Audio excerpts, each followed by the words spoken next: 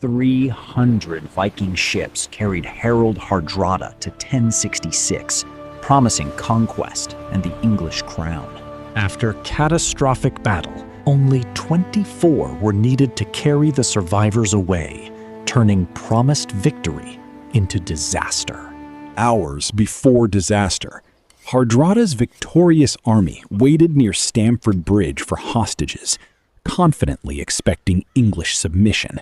Instead, sunlight flashed across approaching weapons. The first warning, King Harold Godwinson had reached them completely unnoticed.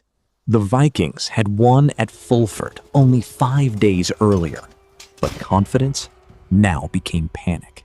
Many mail shirts remained near the fleet, while an English shield wall advanced before reinforcements could form. To understand Hardrada's final mistake, the story returns to a warrior shaped far beyond Norway's shores. Decades of exile, royal service, and battlefield survival convinced him that fortune always favored extraordinary audacity. Returning to Norway, Harald claimed the throne and spent years fighting Denmark, yet never conquered it. By 1066, England offered something larger, a vulnerable crown, a divided kingdom, and one final gamble. Then Tostig Godwinson arrived, an exiled English earl and the reigning king's bitter, ambitious brother. He offered Hardrada invasion support, inside knowledge of England, and perhaps powerful local allies already waiting ashore. Hardrada did not see himself as a hired invader. He believed England's crown could legally become his. He revived an old royal agreement, though English law recognized no such automatic transfer of inheritance. By late summer, Norway's coast thundered with preparation as Hardrada gathered roughly 300 ships. Thousands of warriors sailed for conquest, each vessel carrying them farther from reinforcement, safety, and reliable information. Hardrada gathered additional warriors from Orkney before joining Tostig's forces near England's exposed northern coastline. According to later accounts, they forced Scarborough to submit with fire, ending any hope of peaceful negotiation. News raced toward York as northern earls Edwin and Morcar gathered hurried forces against the approaching invasion. They could not wait for King Harold's southern army. If York fell, northern England might collapse. On September 20th, the northern army blocked the invaders at Fulford, between the River Ouse and marshland. The narrow ground protected their flanks, but also left almost no space to retreat safely. The English struck first, driving back the weaker Viking line and gaining ground beside the river. Fulford seemed winnable, until Hardrada's reserve emerged beyond the marsh and suddenly threatened their exposed flank. Compressed between river and marsh, defenders could neither rebuild the shield wall nor make an orderly withdrawal. Hardrada's reserve reached the English side just as their advancing formation stretched dangerously far forward. By evening, northern resistance had collapsed. Edwin and Morcar escaped, while Hardrada controlled the road toward York. But victory concealed a greater danger. England's royal army remained intact far to the south. York surrendered after Fulford, and Hardrada demanded hostages and supplies to be delivered at Stamford Bridge. Believing resistance finished, he moved away from his fleet, while England's king already raced north toward him. Harold moved north with extraordinary speed, gathering soldiers along the route and concealing his approach. Hardrada expected York's hostages, not England's king, so no warning reached the Vikings before the army appeared. No messenger warned them. Suddenly flashed from thousands of English helmets beyond the quiet meadow. Hardrada's men rose in disbelief. The expected hostages had become an advancing royal army before them. Hardrada could retreat toward his ships or hold the nearby bridge until reinforcements arrived from Riccall. He chose to stand, sending riders south while lightly equipped warriors hurried into a defensive line.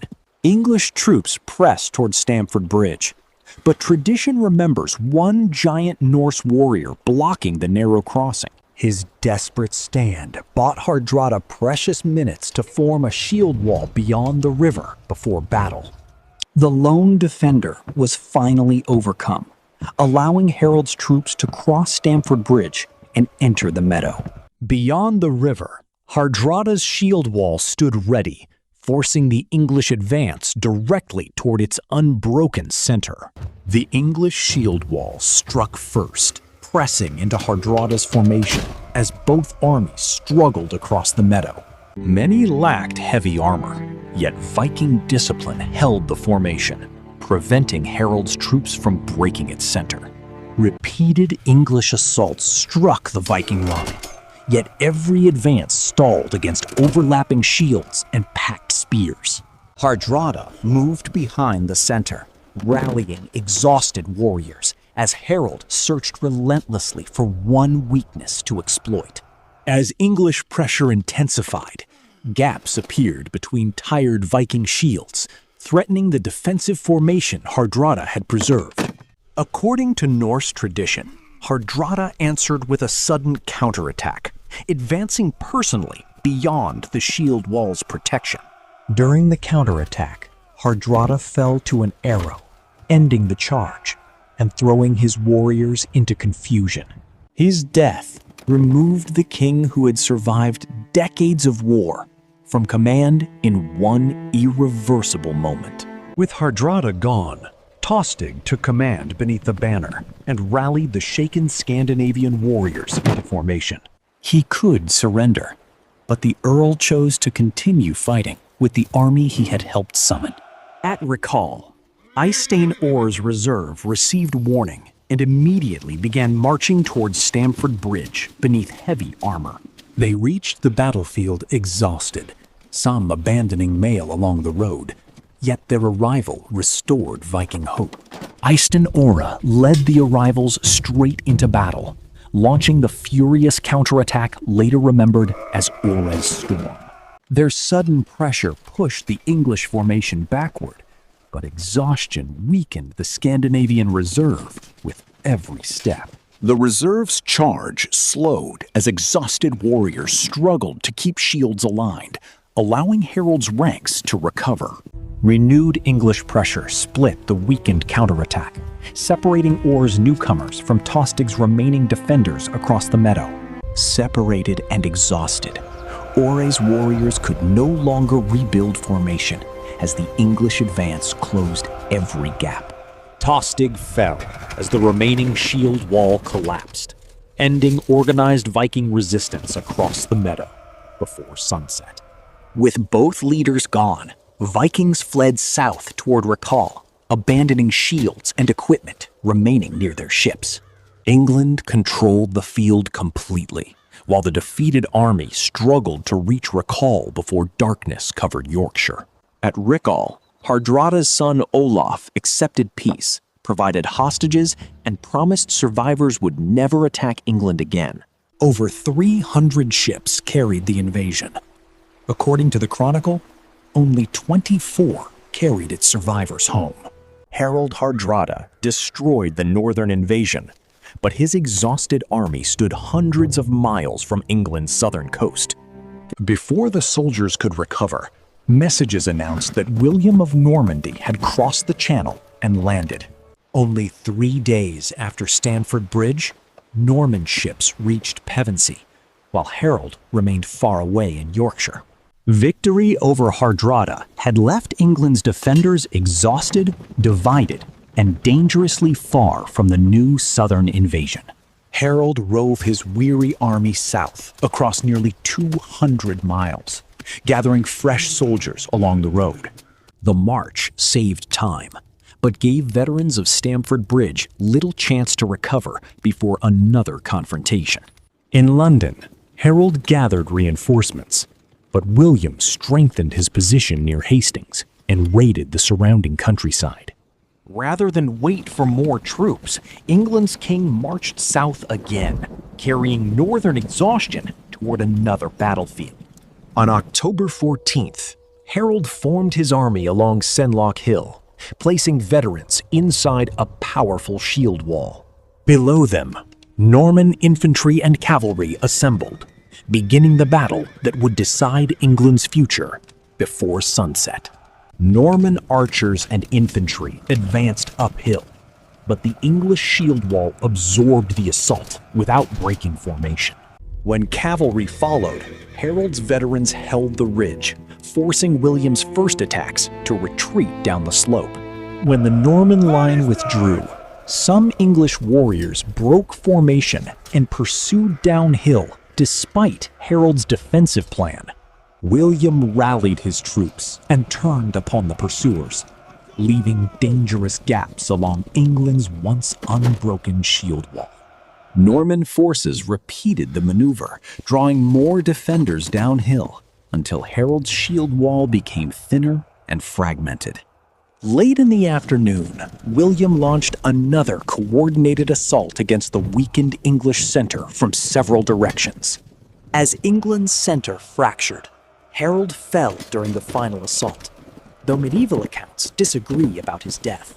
With their king gone, the remaining shield wall collapsed, and Norman forces secured the ridge before darkness. By nightfall, William controlled the battlefield, and England had lost both its king and numerous experienced commanders. The victory opened William's road toward London, where he would claim England's crown before the year ended. On Christmas Day, 1066, William was crowned king in Westminster, transforming a battlefield victory into permanent conquest. Norman rulers replaced much of England's elite, built castles, and profoundly reshaped government, landholding, language, and society. Did Stamford Bridge cause Hastings? Historians agree the northern campaign weakened Harold, but reject any simple answer. William's preparation, Norman tactics, English decisions, and extraordinary timing also contributed to the conquest that soon followed. Stamford Bridge often marks the Viking Age's ending because Scandinavia's last great invasion of England collapsed there. Yet Norse settlement, trade, and cultural influence continued for generations, making the boundary symbolic rather than absolute. Hardrada entered England with more than 300 ships, convinced one final victory would secure another crown. Only 24 carried survivors home, while his defeat helped begin the conquest that soon transformed England forever.